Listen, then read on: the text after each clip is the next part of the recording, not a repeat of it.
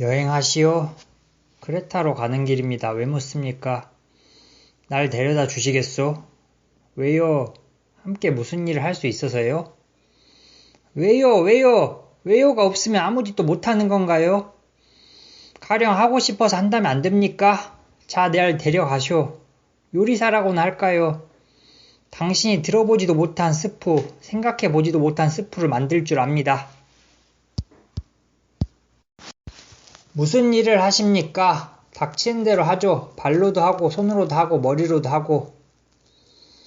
하지만 해본 일만 해가지고서야 어디 성이 차겠소. 두목, 그저께 우리 무슨 이야기를 했지요? 당신은 사람들의 눈을 뜨게 해주고 싶다고 했지요. 그 얘기를 했지요. 그러니까 아나그노스티 영감을 위해 그 영감의 눈이나 뜨게 하지 그러시오. 그 영감 마누라가 영감 앞에서 하는 짓 봤지요. 국어라는 개처럼 얌전하게 명령을 기다리고 서 있는 꼴. 가서 가르쳐 주시지 그러시오. 여자도 남자와 동등하다. 불알까인 돼지가 소리를 지르며 길길이 뛰고 있는 앞에서 불알을 술안주로 삼는 건 잔인하다. 하나님은 모든 것을 다 가지고 있는데 굶어 죽으면서 하나님께 감사하는 건 미친 짓이다. 이렇게 말이오. 당신의 그 엉터리 설교를 들어서 저 불쌍한 악마 아나그노스티에게 득될 게 뭐 있겠어요. 귀찮게 할 뿐이에요. 그 영감의 할 맛은 어떻고요. 괜히 기름 더미를 불에다 던지는 격이지요. 부부싸움이 벌어지고 암탉은 외람되어 수탉노를 타려 할 거고 한바탕 불어 털깨나 날리겠어요. 두목, 사람들 좀 그대로 놔둬요. 그 사람들 눈뜨게 해주려고 하지 말아요.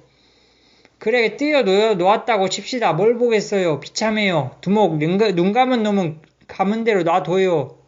꿈꾸게 내버려 두란 말이에요.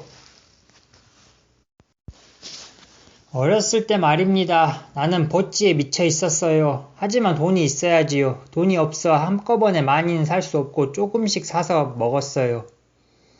근데 먹으면 먹을수록 점점 더 먹고 싶어지는 거예요. 밤이고 낮이고 나는 버찌 생각만 했어요. 입에 군침이 도는 게 미치겠습니다. 그러던 어느 날 나는 화가 났습니다. 창피해서 그랬는지도 모르지요. 어쨌든 나는 버찌가 날 데리고 논다는 생각이 들어 속이 상했어요. 그래서 어떻게 한 줄 아시오? 나는 밤중에 일어나 아버지 주머니를 뒤졌지요. 은화 한 입이 있습디다. 꼽을 쳤지요. 다음날 아침 나는 일찍 일어나 시장으로 달려가 버찌 한 소쿠리를 샀지요. 도랑에 숨어 먹기 시작했습니다. 넘어올 때까지 쳐넣었어요. 배가 아파오고 구역질이 났어요. 그렇습니다, 두목. 나는 몽땅 토했어요. 그리고 그날부터 나는 버찌를 먹고 싶다고 생각한 적이 없습니다. 보기만 해도 견딜 수가 없지요. 나는 구원을 받은 겁니다. 언제 어디서 버찌를 보건 내겐 할 말이 있습니다. 이제 너하고는 볼 일이 없구나 하고요. 이게 사람이 자유를 얻는 도리올시다. 내 말 잘 들어요. 터질 만큼 쳐넣는 것 이외에 달리 방법이 없어요. 금욕주의 같은 걸로 안 돼요. 생각해봐요, 두목. 반쯤 악마가 되지 않고 어떻게 악마를 다룰 수 있겠어요. 당신은 이렇게 말해서 어떨지 모르겠지만 착한 사람이요. 당신은 아무나 다정하게 대해주니까요. 겨울에 이불 위에 벼룩을 보면 당신은 벼룩이 감기라도 걸릴까봐 이불 밑으로 넣어줄 거요. 그런 당신이 어떻게 나 같은 늑다리 건달을 이해할 수 있겠어요. 나 같으면 벼룩을 보면 탁 터트려 죽입니다. 없애버리지요. 양이 내 눈에 띄면 칼로 목을 푹 찌르고 숯불에다 구워 친구들을 불러 한바탕 잔치를 벌입니다. 당신은 이러겠지요. 양이 어디 내 건가 어쩌고 저쩌고. 내 것이 아니지요. 그건 나도 인정해요. 하지만 두목, 우선 묶어보자는 겁니다. 먹고 나서 당신처럼 네 것인지 내 것인지 따져보자 이겁니다. 당신은 이럴까 저럴까 망설이고 있을 동안 나는 성냥개비를 분질러 이빨을 쑤시고 있을 거요. 당신은 책에 쓰인 것이 뭐든 꿀꺽꿀꺽 삼킵니다만 책 쓰는 사람들이 어떤 것들인지 한번 생각해봐요. 퇴. 기껏해야 학교 선생들이지. 그런 것들이 여자니 여자 꽁무니를 쫓는 남자애를 뭐 알겠어요. 개코도 모르지.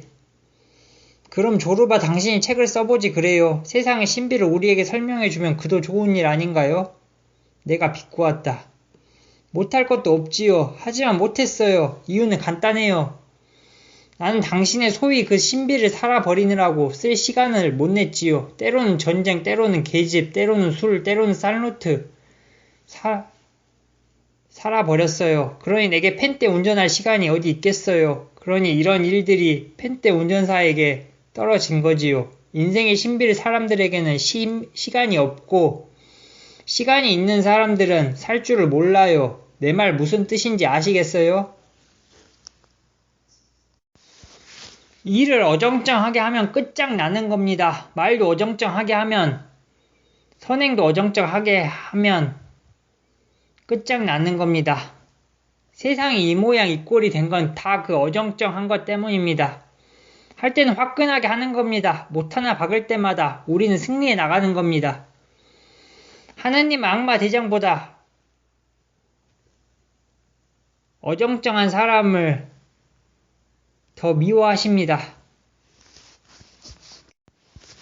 내 심장은 가슴 속에서 뛰고 있었다.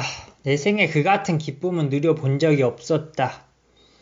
일사 기쁨이 아닌 숭고하면서도 이상 야릇한 설명할 수 없는 즐거움 같은 것이었다.